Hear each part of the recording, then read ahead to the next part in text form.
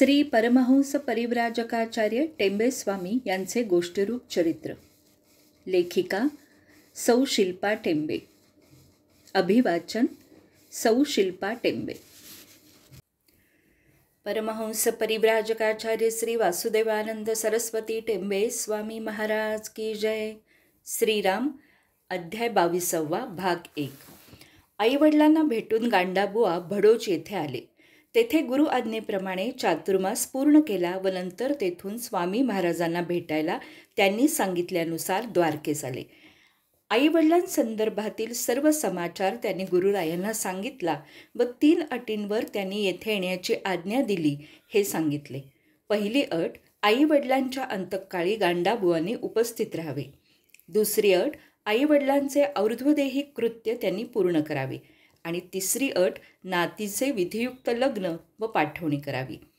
गांडाबुवांचे सर्व कथन ऐकून गुरु महाराज म्हणाले, काही हरकत नाही, सर्व त्यांच्या मनाप्रमाणे होईल. शिष्याची योग्यता जाणून त्याच्या आप्तांचीही जबाबदारी गुरु महाराजांनी घेतली. महाराज गांडाबुवांची परीक्षाही घेत असत. शिक्षाची निष्ठा पारखून तो कसोटीस उतरतो का ते पाहत असत. द्वारका सोडण्याच्या आदल्या रात्री महाराज गांडाबुवांना बोलवून म्हणाले, आत्ताच्या आत्ता बेट द्वारकेला जा व प्रथम श्रीकृष्णाचे दर्शन घ्या व रविवारी प्रभासपट्टणमला बोटीने जाऊन तेथील मोंडे यांची कन्या द्वारकाबाई हिची समजूत घाला. बाळंभट्ट मोंडे यांची ही कन्या अत्यंत सुशील आहे. तिची आमच्यावर निष्ठा आहे व ती आमच्या दर्शनासाठी व्याकुळ आहे. तिचे सांत्वन करून मला राजकोटी येऊन भेटावे. त्वरित आजच्या आज जा. गुरुरायांची आज्ञा शिरसावंदे मानून गुरुचरणांना वंदन करून बेट द्वारकेला श्रीहरीचे दर्शन घेण्यासाठी गांडाबुवा निघाले. आजूबाजूच्या लोकांनी गुरुरायांना विनंती केली की या समयाला गांडाबुवांना पाठवू नये. रस्ता धोक्याचा आहे व ते पायीच जाणार असल्याने वेळही खूप लागेल व कष्टही अपार होतील. स्वामी महाराजांनी सर्वांचे म्हणणे ऐकून घेतले व आपल्या प्रिय शिष्याकडे एक प्रेमळ कटाक्ष टाकून विश्वासाने स्मित केले. स्वामींचा प्रेमळ कटाक्ष व स्मितहास्य याचा अर्थ एकनिष्ठ शिष्याला समजला. इतरांना मात्र हा स्वामींचा अट्टहास वाटला. गुरुची आपल्यावर कृपा असताना संकटाची पर्वा न करता येईल त्या संकटाशी सामना करण्याची गांडाबुवांची तयारी होती. ते शुक्रवारी रात्री प्रवासास निघाले व मध्यरात्री सागर किनारी येऊन बेट द्वारकेस जाण्यास गलबत आहे का ती चौकशी करू लागले. गलबत उभेच होते. गलबतात चढण्यास नारायण महाकर यांची परवानगी लागत असे. त्यांच्याच घरी जायचे आहे हे सांगून गांडाबुवा गलबतात चढले व रात्री 2च्या सुमारास नारायणरावांच्या घरी पोहोचले.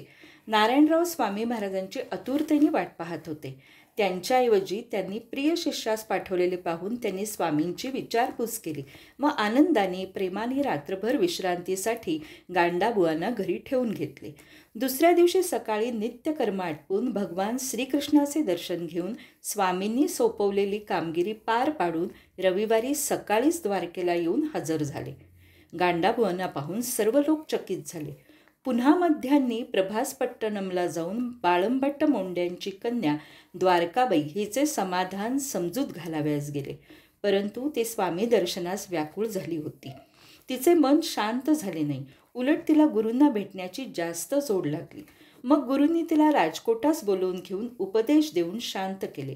तिचे समाधान केले. महाराज ज्यांना आपले मानत त्यांच्यावर वात्सल्याचा वर्षाव करत असत.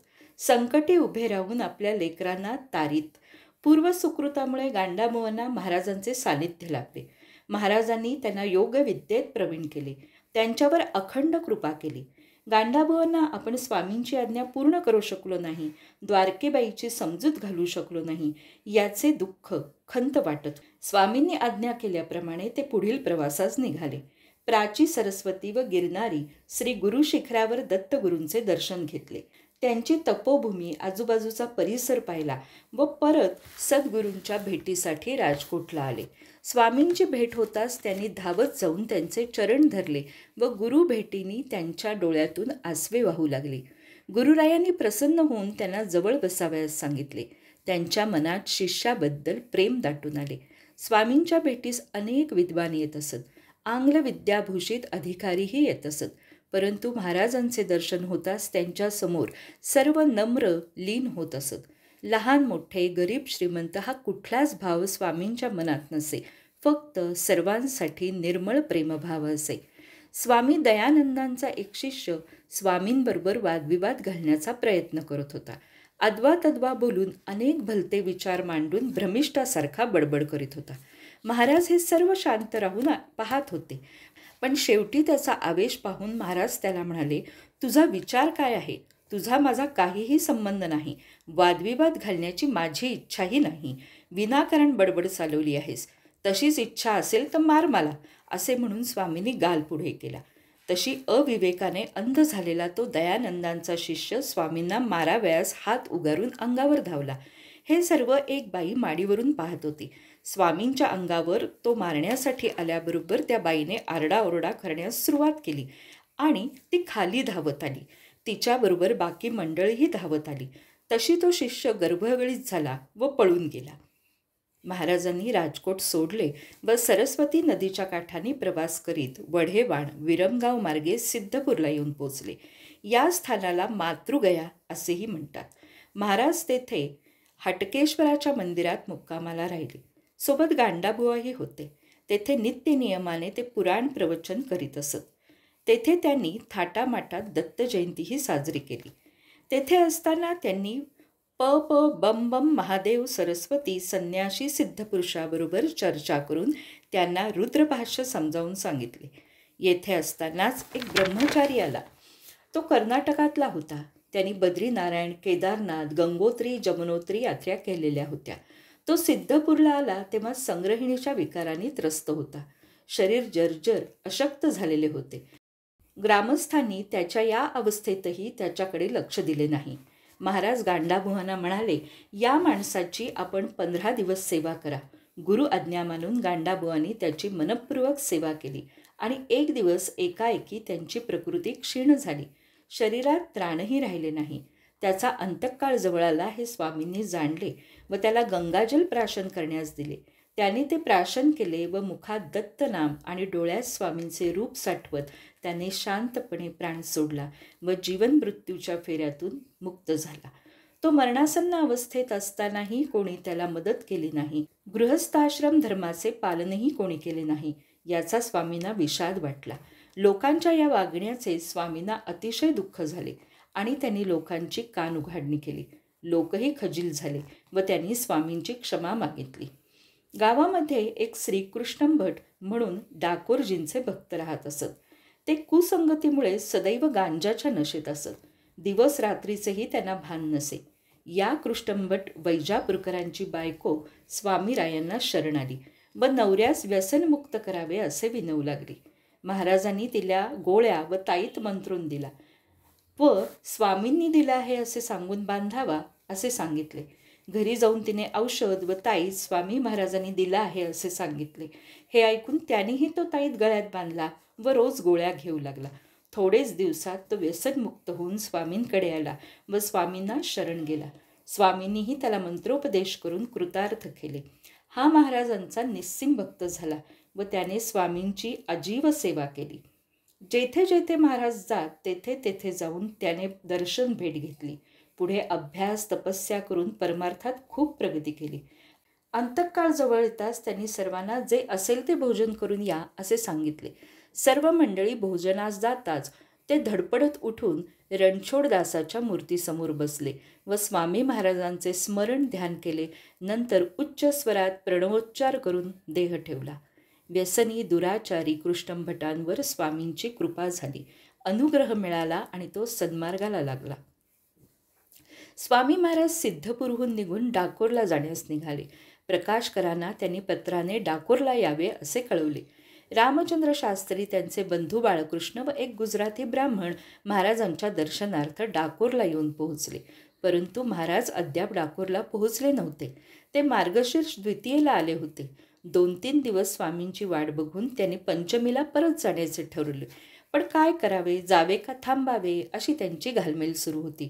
शेवटी संध्याकाळी त्यांनी निघण्याची तयारी केली आणि अकस्मात स्वामी महाराज दारात उभे राहिले. सर्वजण चकित होऊन एकमेकांकडे पाहायला लागले.